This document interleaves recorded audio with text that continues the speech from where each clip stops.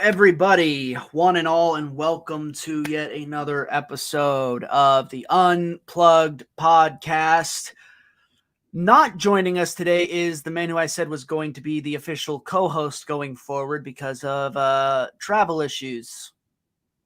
And, well, shit happens. So, we're pushing back his co-hosting duties another episode or two. Hopefully he'll be around for the next one.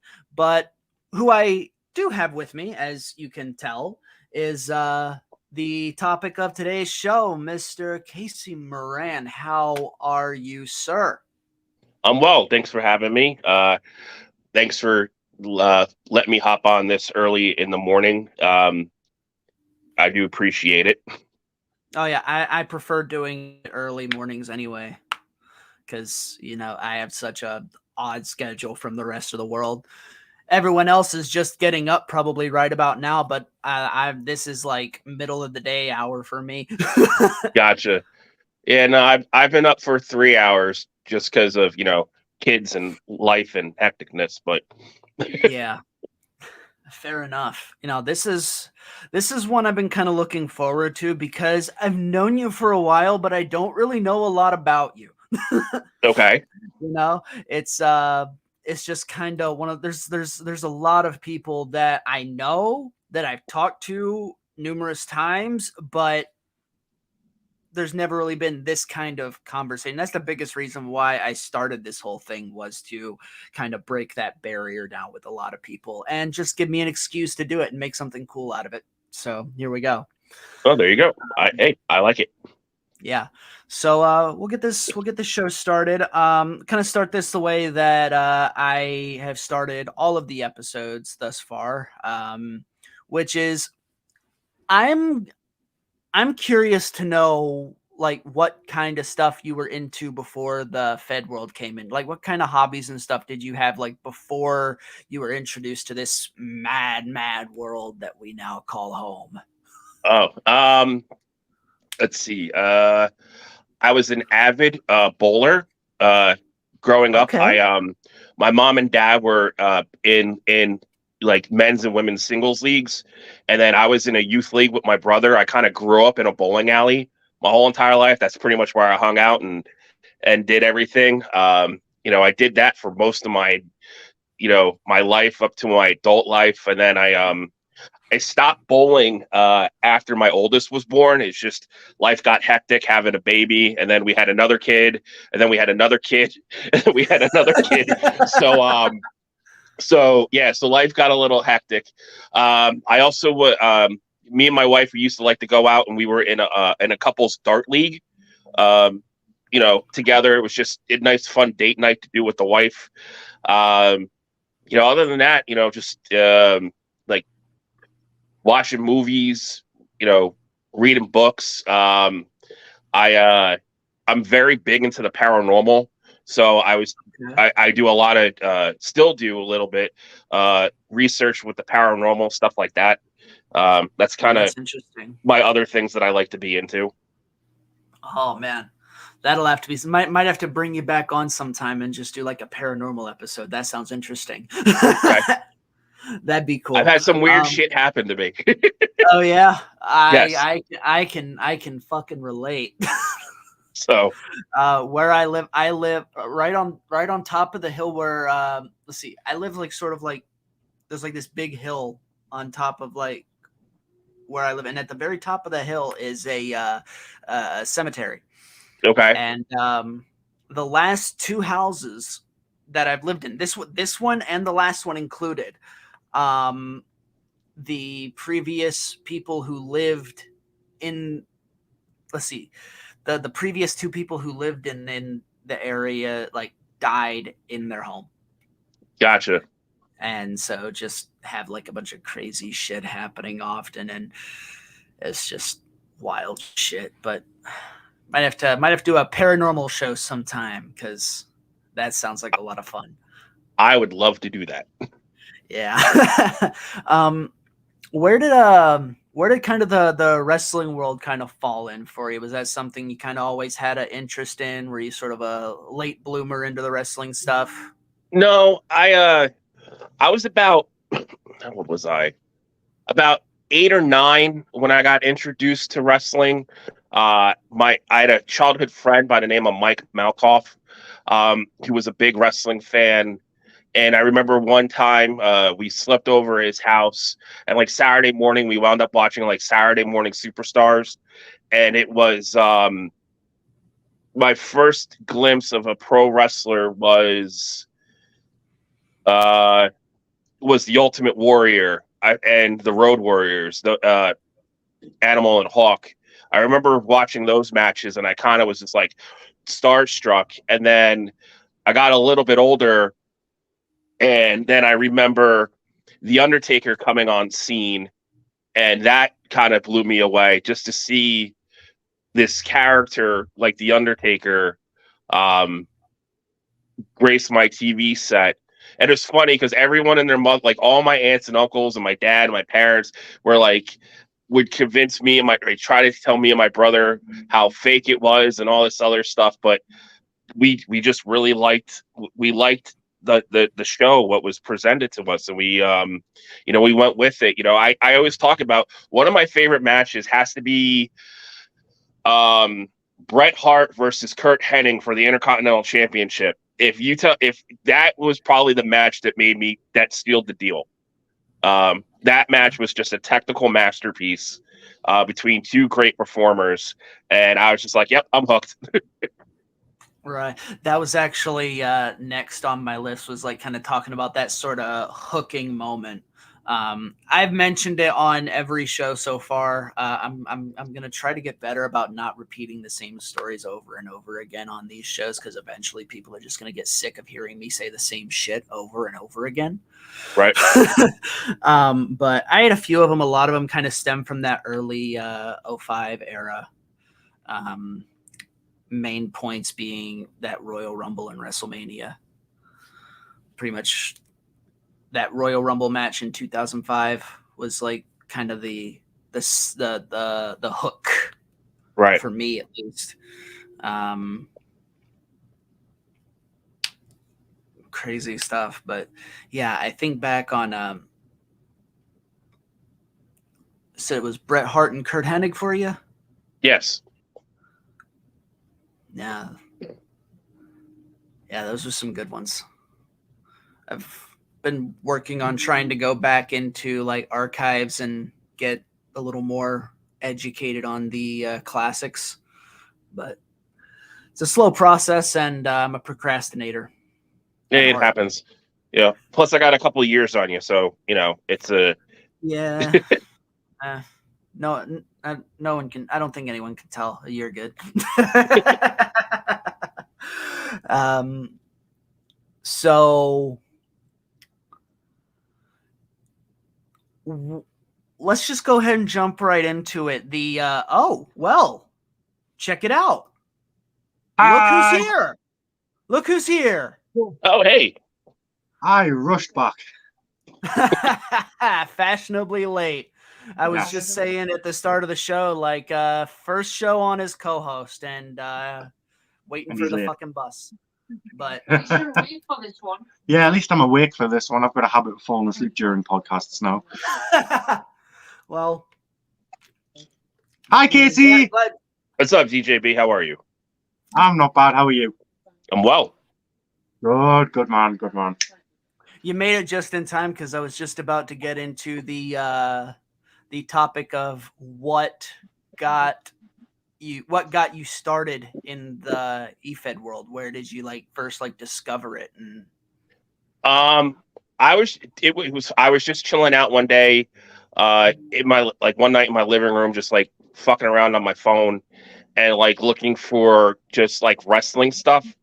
And I wound up on this one forum, and then of all fucking people, Cody fucking Hunter goes, "Have you ever done eFeds before?" I'm like, "What the fuck's an eFed?"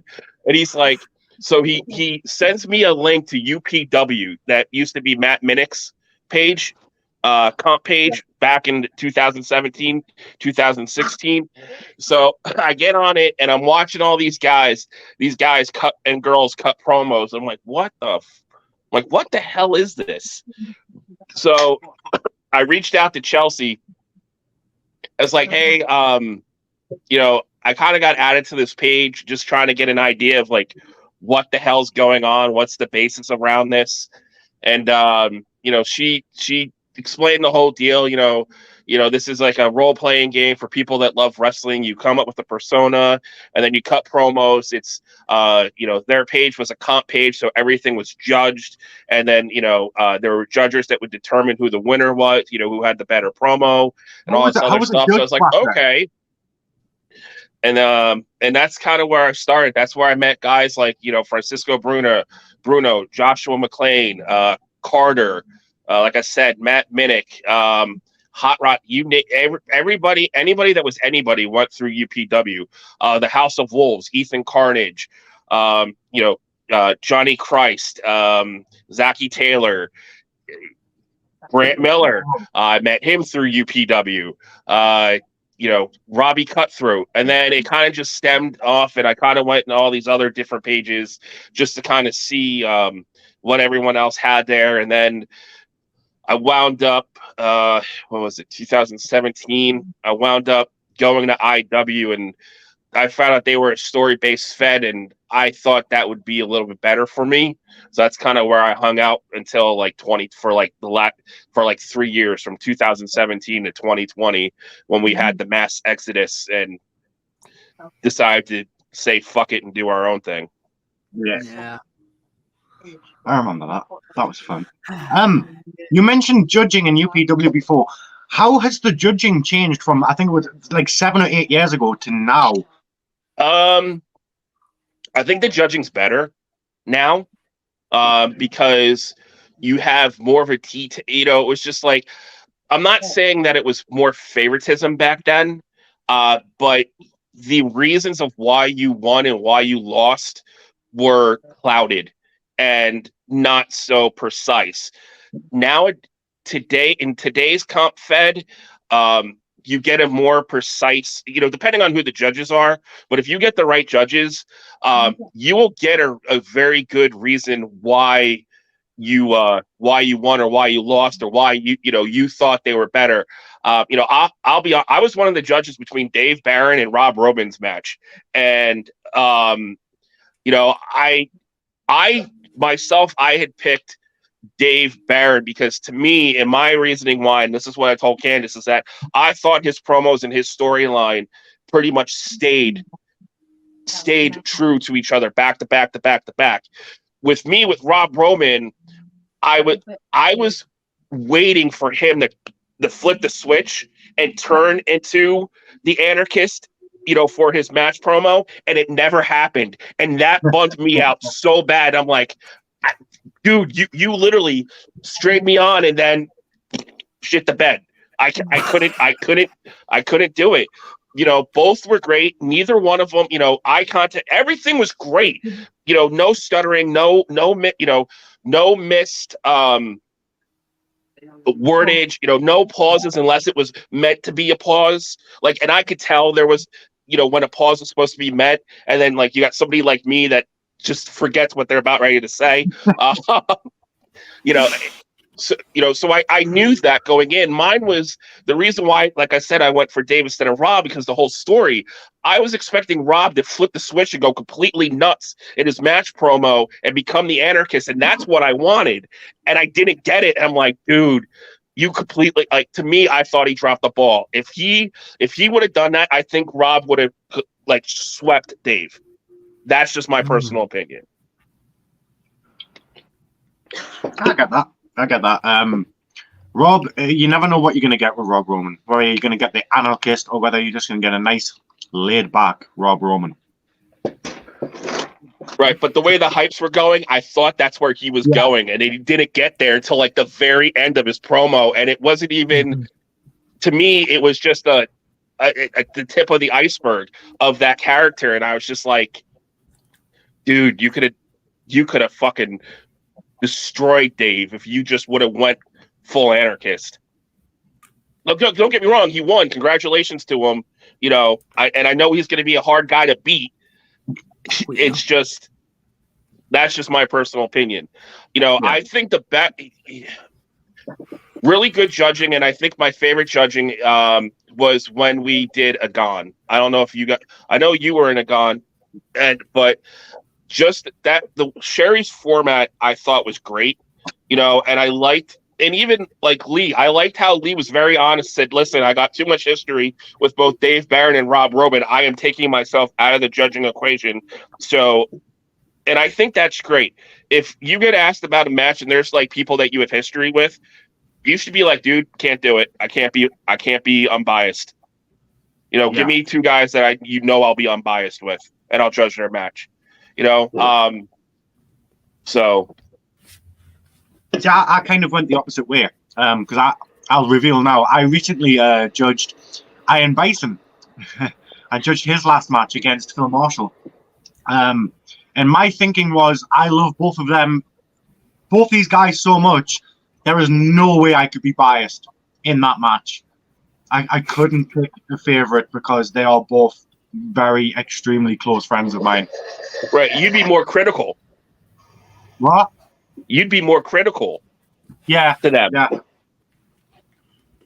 Yeah, because I think that criticism kind of comes off more. It comes off better if it's from someone who knows you a lot more. Yeah, and then the person who's being criticized as well, or they'll go, right, this person's known me for a while. They know what my style of promo is. If they're saying this is different and bad, maybe I should listen. Right. Yeah. Speaking of promos, Casey, I've got a question for you. Sure, what's up? A lot of your promos, I've noticed, are set in black and white. Mm-hmm. Is there a specific reason for that? Because I know a lot of people do it because the lighting in their room sucks, but a lot of people do it on purpose.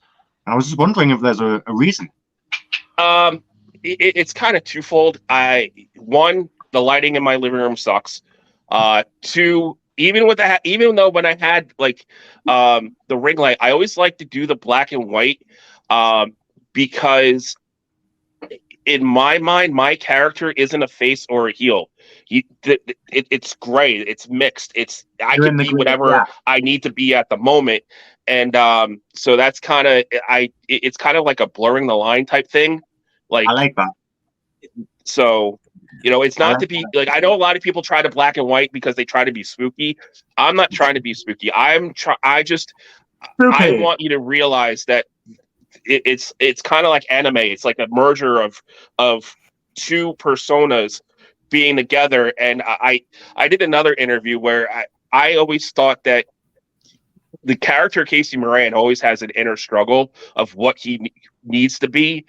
Does he need to be the good guy or does he need the bad guy, and which guy is going to prevail? I've told you, DJB, I'm a huge DBZ mark.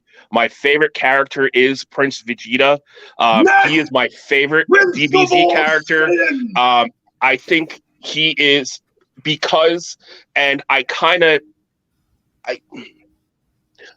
think in that mindset for Casey Moran that I want to be arrogant, but at the same time, I also need to know sometimes what the right thing is. And depending on who I'm going against, which version of Vegeta am I going to be? Am I going to be the cocky asshole that needs to win? Or am I going to be the guy that's like, hey, if I don't beat him, this fucker's going to kill my son Trunks? Like, where does that line into my character?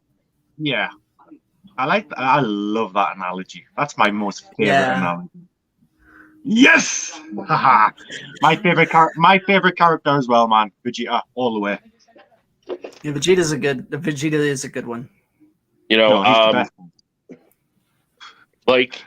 Like there's certain people that make me flip that switch, and I even get even more worse where I feel like I'm like Majin Vegeta, where I'm like I need to beat you. There is nothing that will make me more happier than fucking destroying you. So. Yeah. The thing that I liked about Majin Vegeta's whole character development was that he was full of ego. He had to be the best, but he still maintained the pride. He kept the proudness about himself. Especially when he was forced to team with Goku and fight against Boo. Even as Majin Vegeta, you never know. I love that analogy you've just said, though. You never know what you're going to get, whether it's going to be egotistical, prideful, full of rage, whether you're doing this for yourself, whether you're doing this for somebody else. I love that. Yeah. So.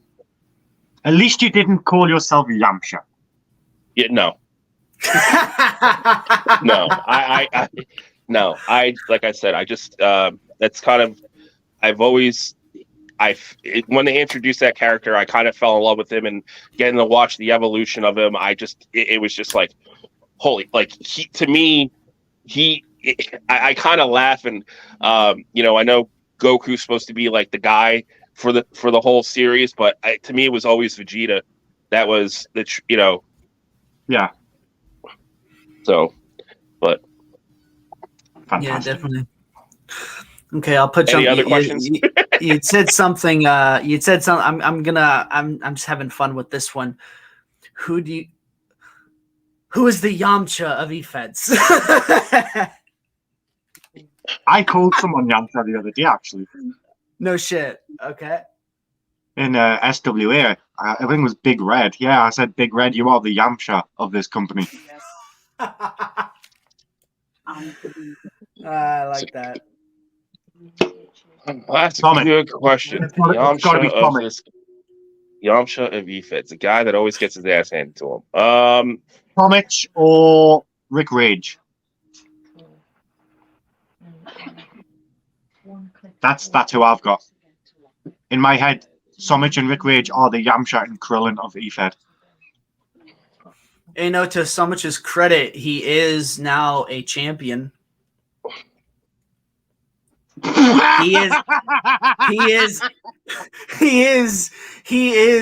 the first XWE bright and shiny champion. He is the BS champion.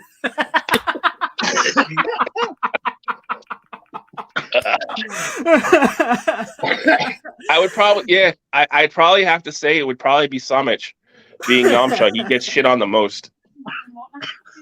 He does. He does. He does get a lot of shit. Yes, it's from. He gets a lot of shit. He gets a lot of shit, but he just keeps coming back. Yep.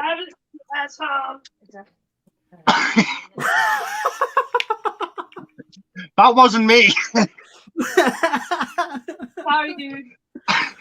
It comes to something when your girlfriend, who doesn't have anything to do with eFed, shouts, "I will eat your asshole," and she knows the reference. Oh shit. Oh god. Oh, that's a good one. What, you want to see what's going on? I love that. Let's see. I love that so much. Watch Dylan kicking his ass again. I forgot what I was going to say. Casey, I've seen you around lately in BLW, Blood Legion. Mm-hmm. They are fairly new in terms of longevity in eFeds. They've only been around, I think it's about 18 months, 2 years now. It hasn't been a great deal of time. What drew you to there? Why BLW? What you've got all these big, massive feds out there. What does BLW bring to the table that the others don't? Because I do see the majority of your stuff over there. Well, it's mine. But yeah, I know. But why? Why did you decide BLW? Why not join a managerial team somewhere else? So why start your own place? My brother asked me. He was given the page by Tim Lee, and because it used to be one of Tim's old eFed pages, and he was giving it to Tim. Tim gave it to him, and me and Pat were kind of just like playing around with it, and then his wife's cousin kind of got into the mix, Anthony. Everyone knows him better as Seth Sessenbrenner. Kind of got into the mix, and we were just talking, and then we realized, why not just start, we didn't want anything big, and we don't want anything big, just something small where, if you want to come, and promo, just come promo. We try to keep it fun, lighthearted, nothing too serious, and go from there. That's kind of why we did it. Nothing. I wasn't, we're not trying to compete with anybody. It's just we're trying to get it to where, my thing is, and I've always kind of done, like, I know who is blackballed, and I have certain people blackballed myself that I don't want in BLW. But my big thing is that, if you want a promo and you don't cause any shit or drama, I'll let you promo in BLW. The minute you cause shit, you're out. And that's what I tell everyone from the get-go. So, and for the most part, people have been, pretty good. So, would you say it's easier as an owner and a booker to be a part of BLW and be able to control the circumstances around you as opposed to being just a member of somebody's roster and not really having that creative influence or being able to pick directions? I think it's a different type of difficulty, being a booker and an owner, because when you get a decent amount of people and you're like, okay, and you want different stories to happen, it's kind of like you kind of have to almost have like a spreadsheet of like, okay, where am I going with this person? Where am I going with this person? What's my end? What is my end game? We've always started to like, okay, this is where the season finale is going to be. This is what we want the season finale to be. How do we get there? Yeah. And so, and then it gets hard when people, then certain people will get in their feelings and then be like, I quit doing this altogether. And you're like, fuck, I can't, like, so now you have to like go back and go, okay, who can we now, what player can we put in their place? That's, and to me, I always looking who's putting in the work.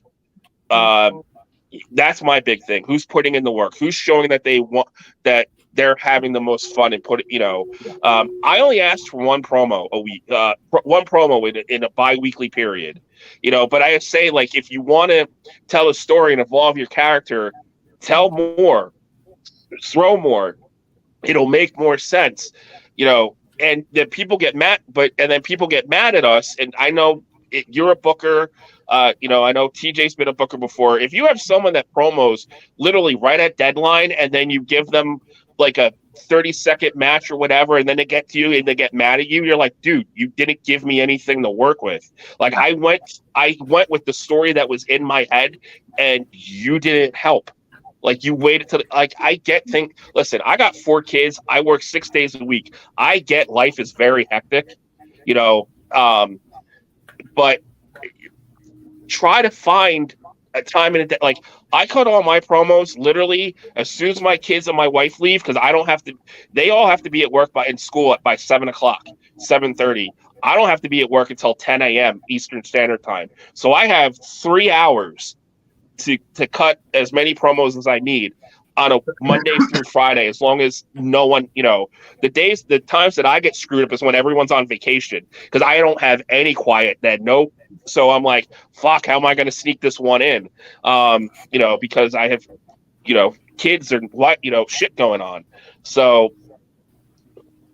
but you can't come to me and be like, hey, you're not doing anything with my character when you're giving the promoter a promo literally at 11:58 when deadline's 11:59. Yeah, I get it.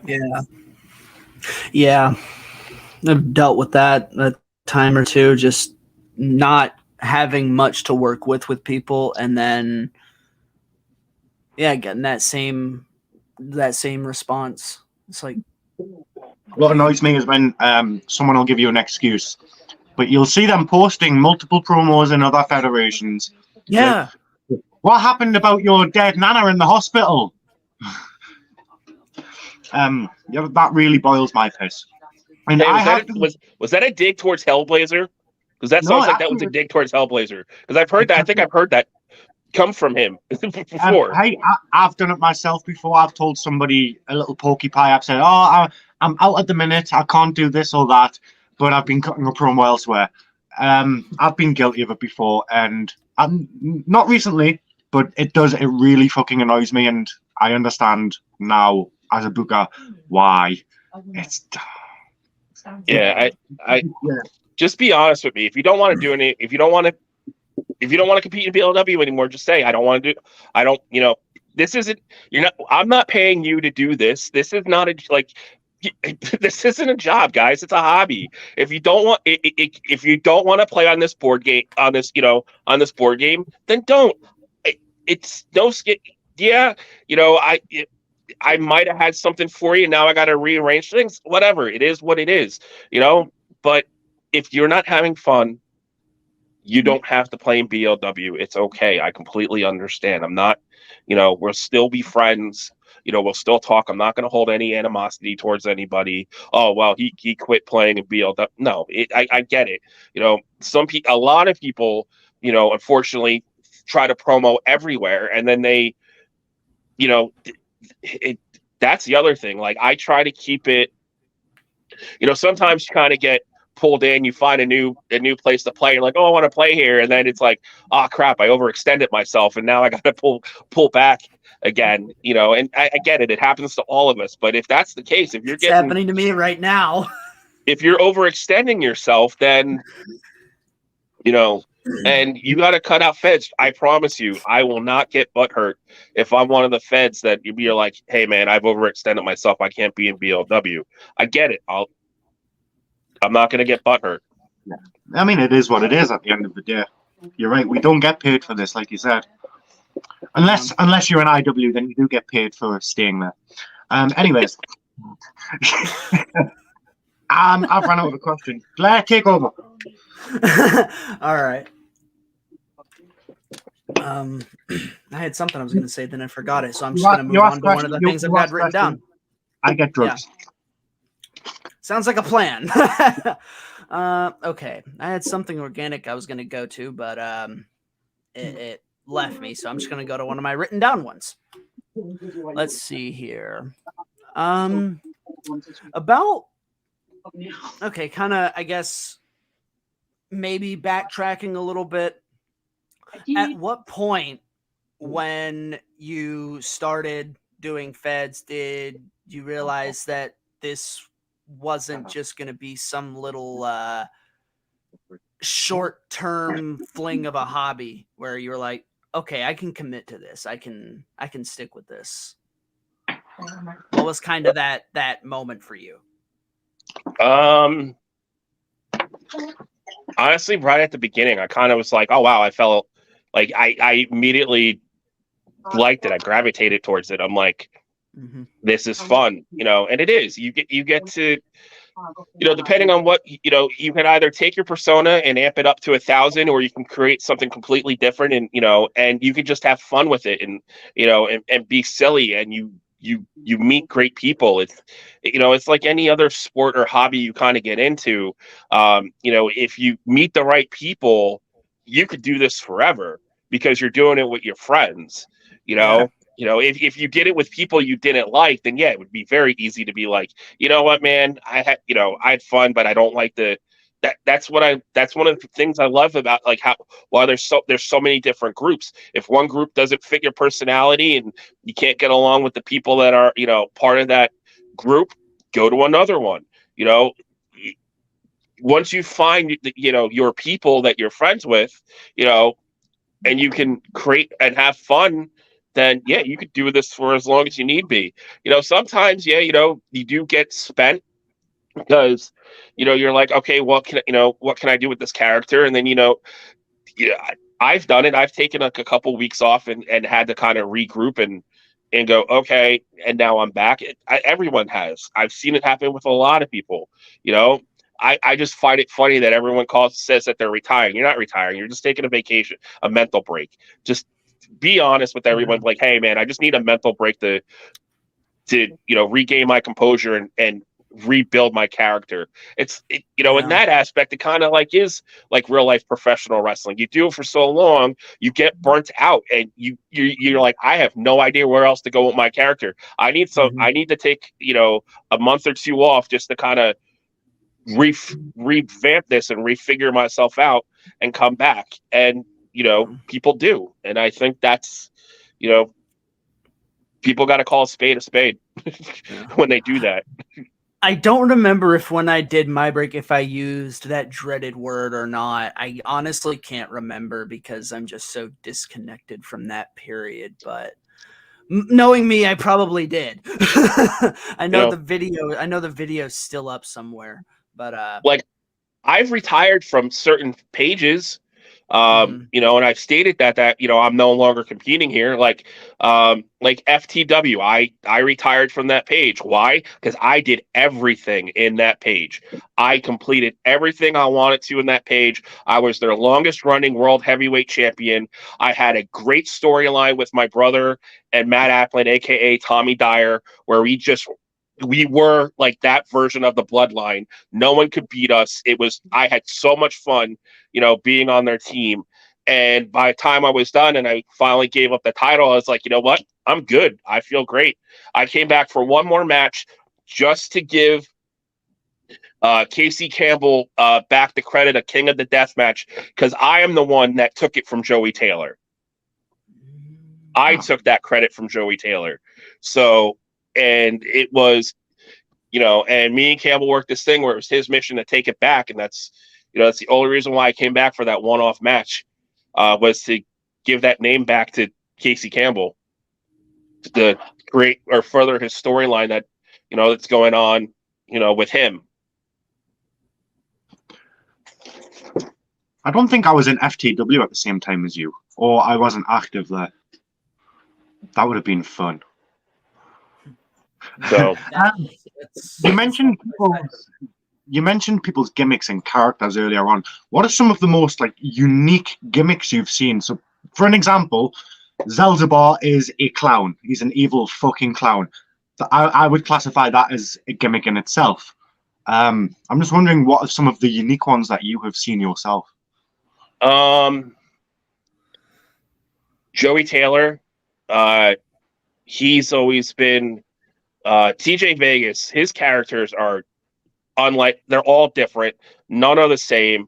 They're all, each persona that he has, each split personality that he has for this game is very unique. And Toxico, TJ Vegas himself, TJ Vegas is TJ Vegas. Joey Taylor, Mr. Chesterfield, they're all very unique characters. Zelzabar the Clown, I think he's I think he's the most badass clown in the game. Dylan Mason, the evolution of Dylan Mason, I think, has always been interesting to me.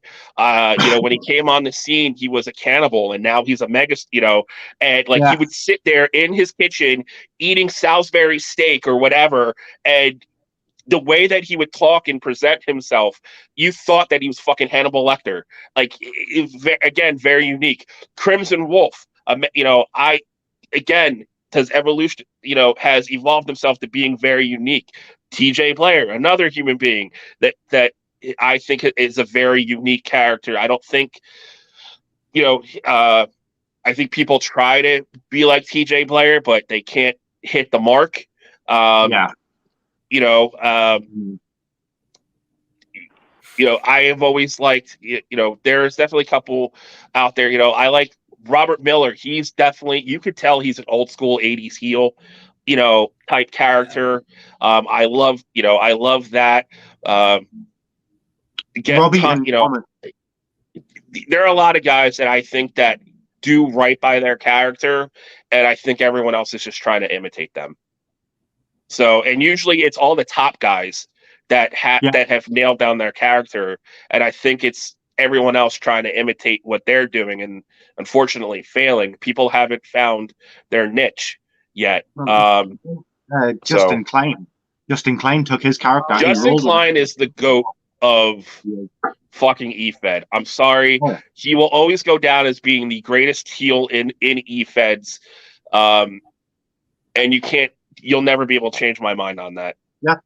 Oh, I wouldn't. There are some that, there are some that did it really well. Cody Omega. I fucking love Cody Omega. Cody Omega, and I liked getting to work with him too, because he did me and him would go at it, and I find it funny because now I see people trying to I don't. They think it's new, but because it's already been said to me by Cody Omega, because to me he was the first one to do it and say it. I'm like, dude, I've heard this before, and the person that said it before you did it way better than you did. Like, cut me way better than you did. I like Cody. Cody's a funny guy, very funny guy. Yeah. Yeah. So I guess I don't really know if you count this as it's kind of a similar question to that, talking about like some people who kind of have their, characters down pat. I guess this could kind of fall into a similar category. Who are some of the people that you enjoy watching most?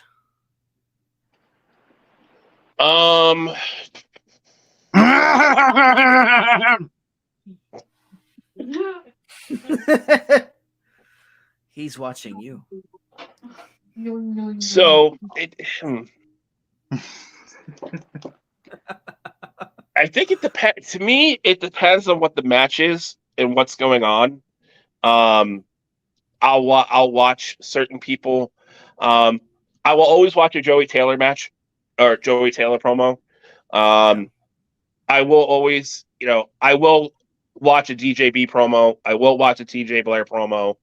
I wouldn't blame you. I'll watch a Casey Campbell promo. I will not watch a Nick White promo. I can't do it.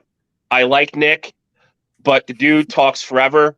Like, I'll watch for like the first 2 minutes and then I'll like fast forward and watch the last 2 minutes just to be like, okay, you start with this, you end it with this. All right, I get it. I get where he's coming from. I'll watch an Iron Bison promo. I'll watch a Rob Roman promo, Dave Barron promo. Yeah, there's a lot of promos that I will watch. Depending if I have the time. Right. That's the big thing. Like, if I have the time to kill and the battery to waste, I'll watch the promo.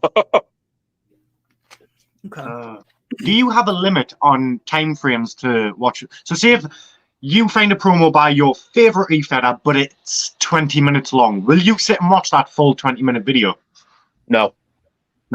So even if it's your favorite e-feder ever, you won't watch it. I have an attention span of a gnat. You got to get me in four. You got to be, beginning, middle, end in 4 minutes. That's my max extension. I can go I'll go 5, but my attention span is like 4 minutes max. Fair. That's fair. Let's see. Who are some of your favorite people that you've worked with? Like some that you've just had like just a killer good chemistry with, and whenever you get put against these people, you're like, okay, we're gonna go steal the show now. Matt Applin, he's my Huckleberry. Just Casey Moran and Tommy Dyer just have this, I don't know, weird chemistry towards each other. I can't explain it. As funny as it sounds, I like going up against Nick White, only because he makes me better. I know I can't watch his promo. I know I can't watch it, but something about him, I think it's because he keeps telling me how much better my brother is than me, and I think it just fuels me just to be like, fuck you, I'm going to, show you that you're wrong. That's why I like, it's an ego thing, why I like facing Nick. I've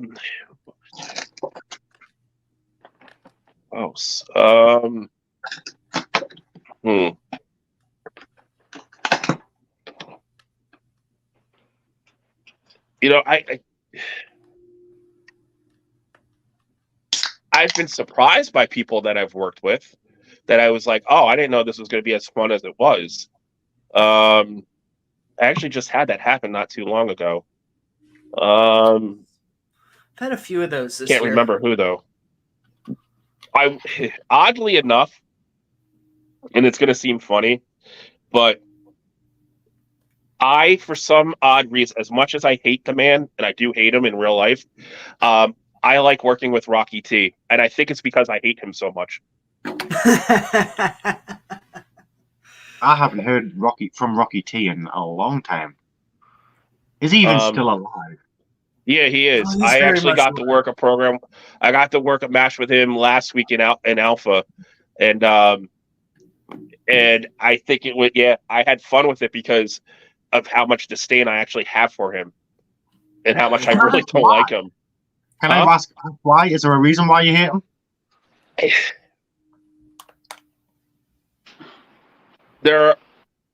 I see him and I see the character, and I've always heard him say that Rocky T's not a character. This is who he really is, and all this other stuff. And I know, like, I've heard other people say, "Oh, there's something about him that comes off shady to me." There always has been. To me, I think there's a skeleton in the closet of his. I can't put my finger on it, but I don't know. I don't feel he's as genuine as everyone makes him out to be. Fair enough. Interesting. All right. Well, I know we're getting about to the end of your runtime here, so I'll hit you with one more. Okay. You've kind of worked with a who's who of people in your run. Is there anyone that you didn't get a chance to do anything with that isn't active anymore?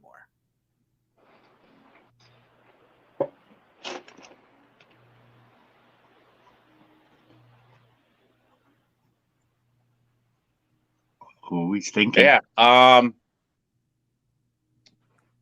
Tyler Throne. Oh. I never had a match with him. I wanted to. It never worked out. I never got to work a program with him. That's somebody that I'd like, that if I had the chance, I would love to work a program with Tyler. Yeah, but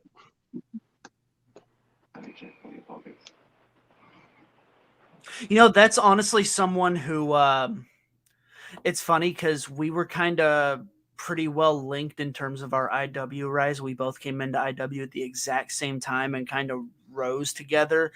We only ever really actually did like a one-on-one thing one time, and it kind of sucked. So I never really got that chance to have the genuine like classic that I feel like we could have had. Right. I remember my first introduction to Tyler Throne was, I believe he made a parody video for Living La Vida Loca. I think it was Living La Vida Loca. But he made a parody music video over in, I think it was IW at the time. It was so funny. It was so good. Yeah. He was actually, when they did what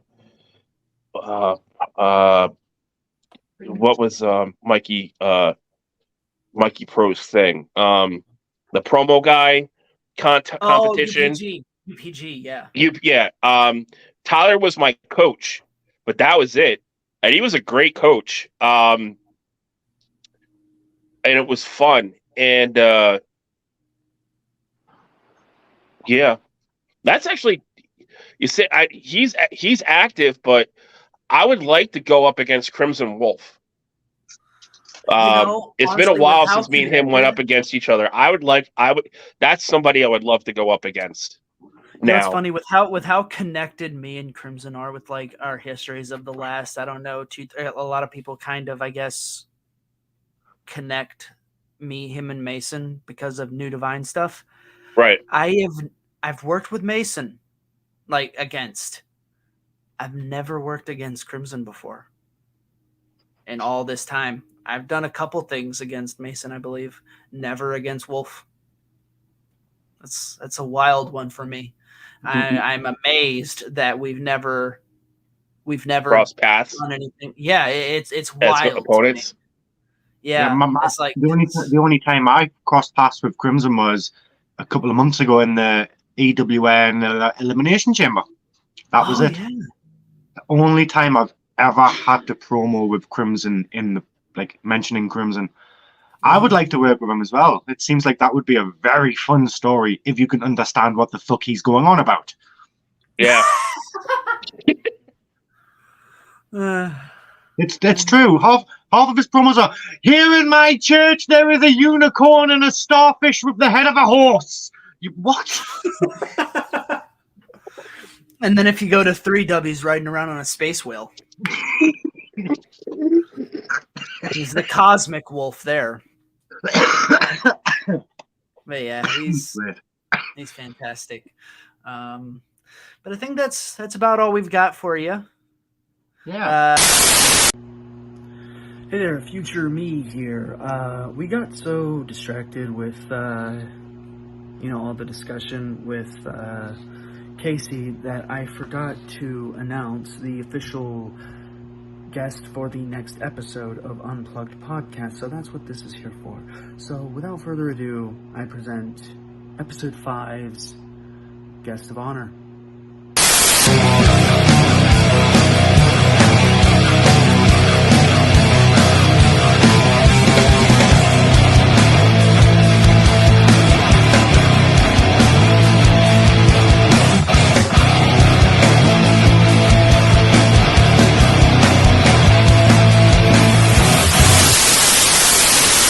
I'll eat your asshole. If